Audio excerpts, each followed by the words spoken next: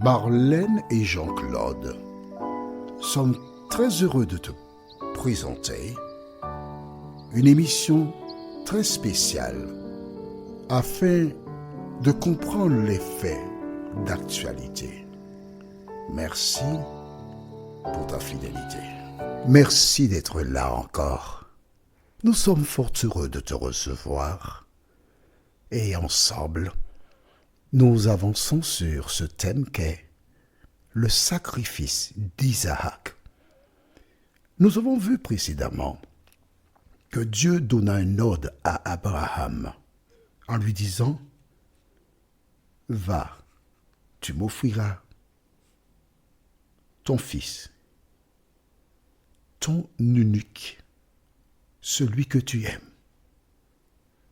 Isaac. » Est-ce que ça veut dire que Abraham n'aimait pas Ismaël, qui était son fils aîné? Aujourd'hui, nous verrons dans le livre de Genèse, chapitre 21,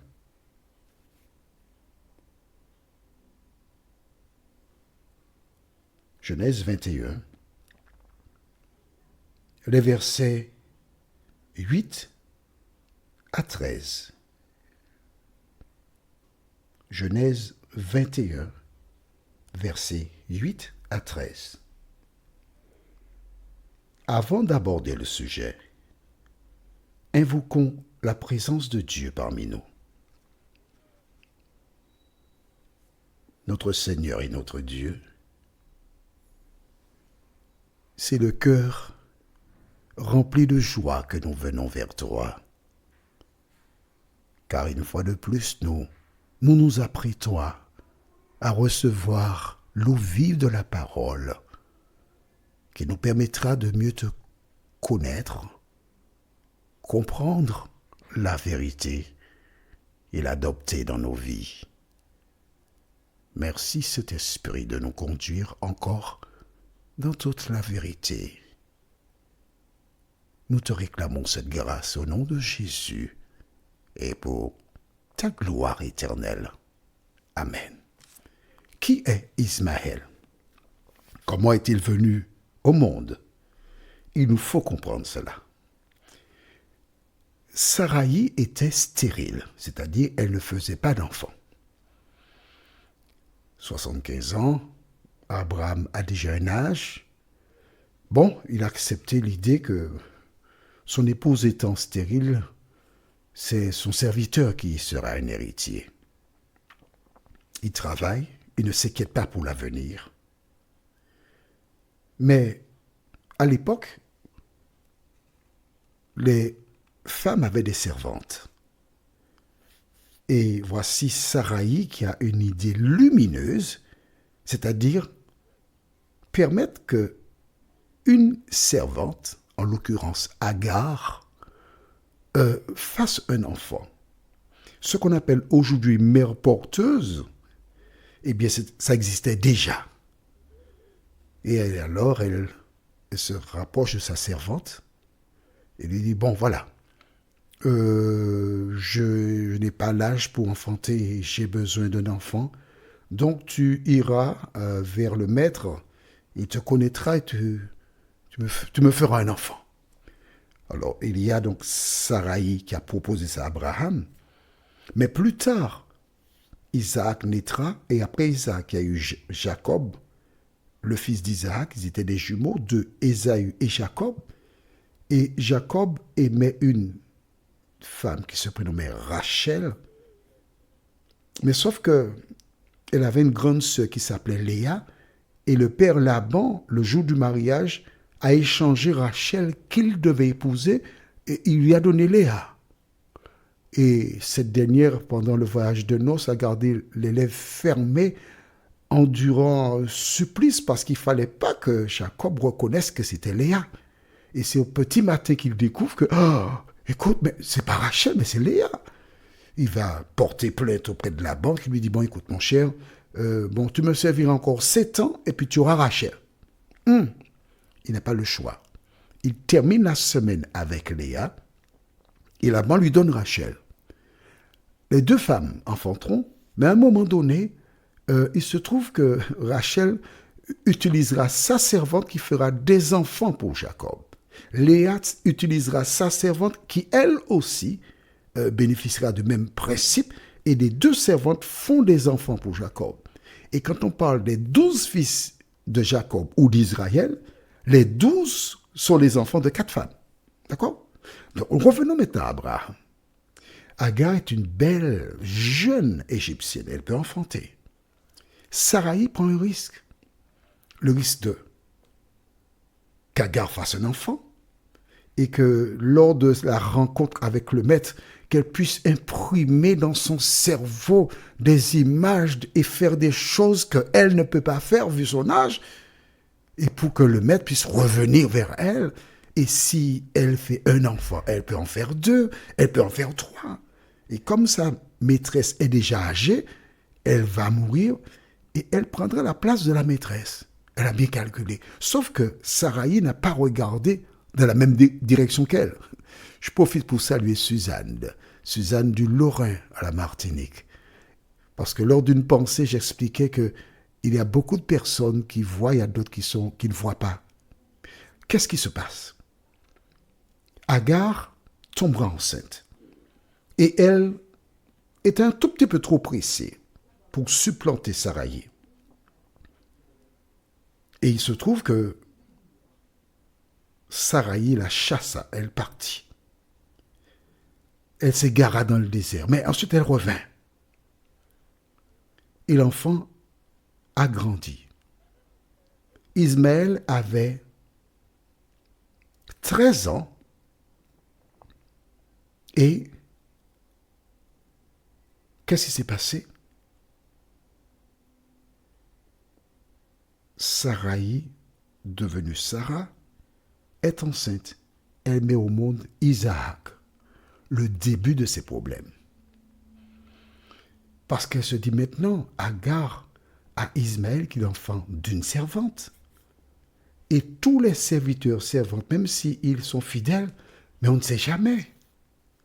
Ils pourraient se liguer et détruire Isaac, mon enfant. Elle a cherché à se débarrasser très tôt. Mais Dieu n'a pas voulu que ce garçon Ismaël soit perdu. Alors nous lisons maintenant dans le livre de Genèse chapitre 21, versets 8 et suivants. Nous lirons jusqu'au verset 13. L'enfant grandit et fut sevré. Et Abraham fit un grand festin le jour où Isaac fut sevré. Sarah vit rire le fils qu'Agar, l'Égyptienne, avait enfanté à Abraham. Et elle dit à Abraham, « Chasse cette servante et son fils, car le fils de cette servante n'héritera pas avec mon fils, avec Isaac. » Cette parole déplut fort aux yeux d'Abraham à cause de son fils. Mais Dieu dit à Abraham que cela ne déplaise pas à tes yeux à cause de l'enfant et de ta servante. Accorde à Sarah tout ce qu'elle te demandera, car c'est d'Isaac que sortira une postérité qui te sera propre. Je ferai aussi une nation du fils de ta servante, car il est ta postérité. Écoute attentivement. C'est ça qui est important. Le verset 12. Que cela ne déplaise pas à tes yeux à cause de l'enfant et de ta servante. Accorde à Sarah tout ce qu'elle te demandera, car c'est d'Isaac que sortira une postérité qui te sera propre. En clair, Isaac aura des enfants et des petits-enfants, c'est cela ta postérité. Ismaël, ça ne compte pas. C'est seulement la descendance à partir d'Isaac qui compte. Pourquoi? Tout simplement parce que Dieu ne peut pas mettre sa bénédiction sur une relation illicite, parce que dans le plan de Dieu, c'était tout simplement que Abraham ait un fils, Isaac. Et le diable qui pensait que cet enfant risquait d'être le Messie, a causé une panique en incitant Sarai à recevoir un enfant d'Agar pour mettre un conflit permanent. Et jusqu'à ce jour, il y a un conflit entre les Arabes et les Hébreux. Mais Dieu a dit à Abraham que c'est Isaac qui permettra qu'il y ait une postérité. Il ne faut pas oublier ça, c'est très important. Donc, quand Dieu dit à Abraham, offre-moi ton fils Isaac, réfléchis un instant. Dieu a dit au chapitre 21 que d'Isaac, il aura une postérité. Or, au chapitre 22, Dieu dit, va m'offrir ton fils en sacrifice, c'est-à-dire, va le mettre à mort. Il y a un problème. Comment Dieu peut-il me dire de mettre à mort Isaac, alors qu'au chapitre 21, il m'a dit, je relis pour toi à nouveau, écoute bien, que cela ne déplaise pas à tes yeux, à cause de l'enfant et de ta servante. Accorde à Sarah tout ce qu'elle te demandera, car c'est d'Isaac que sortira une postérité qui te sera propre. Waouh! Mais qu'est-ce que tu me fais là, Seigneur? Tu m'as dit que c'est Isaac qui me donnera une postérité, et en même temps, là maintenant, c'est-à-dire précédemment, tu dis que va l'offrir en sacrifice. Je ne comprends pas. Là, je suis perturbé. Et toi, est-ce que tu comprends quelque chose? N'oublie jamais ce que nous venons de lire. Genèse 21, verset 12.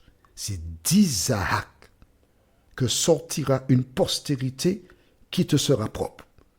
Isaac fera des enfants, et ses enfants feront d'autres enfants. Ma descendance est assurée que seulement à partir d'Isaac. Pourtant, Dieu me dit, va offrir Isaac en sacrifice. Que ferais-tu? Tu aurais dit, ah, c'est peut-être le diable qui m'a dit d'aller offrir Isaac en sacrifice. Je vais attendre pour voir. Hein.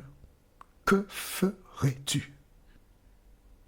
Isaac, c'est mon descendant qui me donnera des enfants. Dieu me l'a dit. Or, Dieu n'est pas un homme pour mentir, ni un fils d'homme pour se repentir. Même si je ne comprends pas, je sais que Dieu contrôle la situation. Prions. Notre Seigneur et notre Dieu, nous savons que tu ne reviens pas sur ta parole. Nous savons que tu es près de nous. Et ce qui est important pour nous, c'est de retenir ce que tu nous dis. Et Abraham avait retenu cette parole. Beaucoup de personnes ne comprennent pas cette demande. Mais lorsque nous lisons entre les lignes, nous savons que Dieu a un projet. Merci Seigneur de continuer de nous accompagner. Merci Saint-Esprit de nous aider à retenir la parole, nous t'en prions. Au nom de Jésus et pour ta gloire éternelle. Amen. Que l'Éternel continue de te bénir et te garder. Et il me tarde de te retrouver. Nous sommes parvenus au terme de notre réflexion. Si d'aventure tu as une question, il te suffit d'envoyer un message par le biais de WhatsApp au numéro suivant, plus 596 696 88 93 93. Et alors Jean-Claude, moi, je me ferai un réel plaisir de répondre à ta question.